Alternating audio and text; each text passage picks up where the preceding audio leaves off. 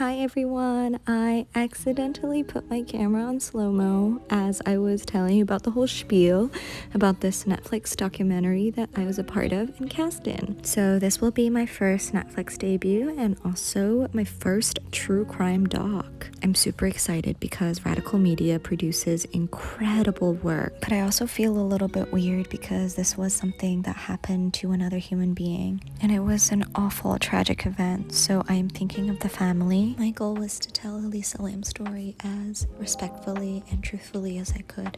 While working on the project, I had to compartmentalize a lot. I had to separate work and self, and this vlog is to just show you guys some behind the scenes for those who's interested. And I'll share my thoughts at the end.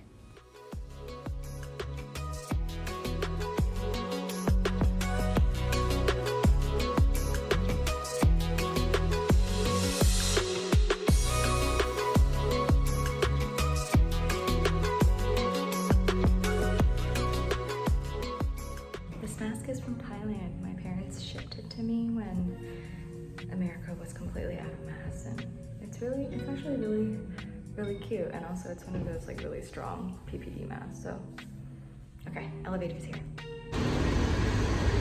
Okay, my car is coming around the corner. I am currently on my way to my first ever COVID test because all personnel must be tested before going on to set. This is actually my first set back, so I'm really excited because I've kind of been out of work for a little bit. Oh dear, there was an accident and we were just stuck on the highway for like 15 minutes. And yeah, it looks pretty bad. I hope everyone's okay. My ETA has been pushed back to like 10:13. That puts me like 3 minutes late. And I'm a little anxious, but it's okay. That was out of my control. So I'm waiting for someone to let me in to go get tested. So I made it on time well, kind of. I was like 2 minutes late. Always leave your house early. I left early and was still late. Kind of nervous for this COVID test. So I just got my COVID test. It was in this like random building. Instead of a nasal one, they swabbed my throat. The first time I got a test, the guy was really gentle with like swabbing my throat, but this woman went like full in and it kind of hurt. Yeah, I can totally feel my gag reflex. So that was it. I'm going to go back home now and I'll see you on set next week. Okay, today is the day I'm going to set, and yeah, I'm really excited. I'm going somewhere downtown. I have no idea what scenes we're doing, so we'll see.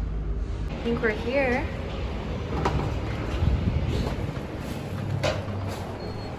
I am really digging this makeup and hair room. It's just so light and bright and spacious. Oh, it feels so good to be in this chair again. I don't know if you can tell, but they covered my beauty mark a little bit just because the girl I'm playing did not have a beauty mark, and they wanted to try and stay as truthful to how she looked like. Now I'm back in the waiting room. Just waiting now. So here are some of the costumes. Today we are shooting the elevator scene and also me climbing up the ladder. They're a little behind schedule today, so I'm gonna go up and work. So they don't need me until after lunch, so I'm just going to work on my laptop. Look how gorgeous this space is. It's just so nice. Woo. Okay, I gotta work, bye. All right, okay. We're finally back on set. I have my food. So we had like a COVID situation going on, but it turned out to be okay. It was a false positive, whatnot. So everything is fine, even though I did quarantine for like 4 days. Y'all, I'm about to be in the water. This is so exciting.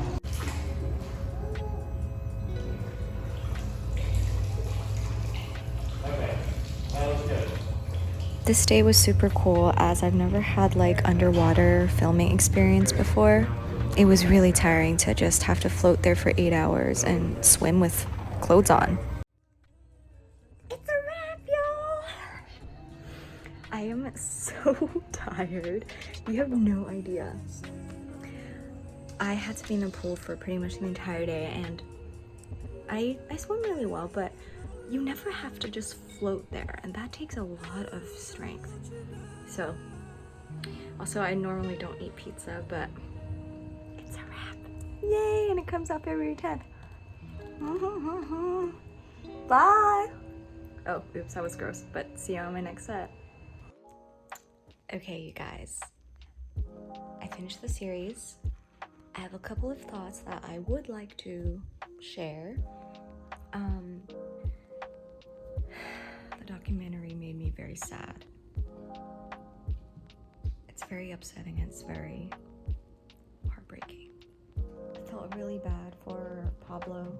I did not like Amy Price. Yikes. Overall, I think I was surprised actually at how respectfully it was handled. Not saying that I was expecting it to be trashy or, you know, disrespectful, because I knew from the get-go, from being on set, that they were trying to respectfully tell her story, and it was so evident in every single person's work ethic and the way they worked and the way they presented themselves. And it was honestly a really amazing set to be a part of, because everyone was so professional and everyone was just so kind. I am not here to say whether I believe it or not believe it, because ultimately no one is ever gonna know what happened. Now, did this documentary need to be made? Absolutely not. But I think the documentary did a really good job in shutting out and shutting down all the conspiracy theories, which I think is really important actually, because I think this has gone for way too long, like where everyone just kind of is clinging onto their own version of the story, which honestly, indirectly, I think is causing more harm to the family than good. So that's why I think I was really relieved that at the end they took such a strong stance of piecing the evidence together, the evidence that they wanted to present. I am not here to say whether I believe the evidence or not, but just objectively watching it, I think that's what that achieved. Full transparency, separating work and self, as I said in the beginning of the video. I felt really weird. I felt borderline guilty. I was like, is this right that, you know, this documentary is profiting off of someone's tragic story, like off of someone's death? Honestly, it felt really weird. I still feel weird now, I'm not gonna lie. But again, I think this was done in the most tasteful and respectful way as possible. But anyway, thank you guys if you're still here watching this behind the scenes video, because truly this was my Netflix debut, and I hope to take you guys with me on set for future projects. And before the video ends, I would just love to take a couple moments to honor Elisa. I like to hold my heart. If you guys want to join in behind your screens, please feel free to do so.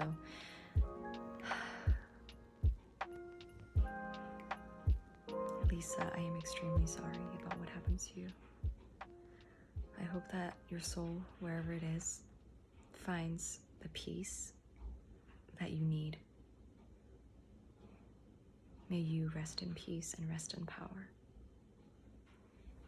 And to Elisa's family, even though I know that I am not the creator of this documentary, I apologize that the documentary is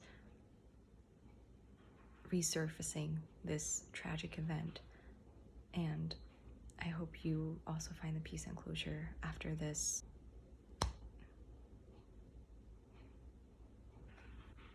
Thank you all for watching.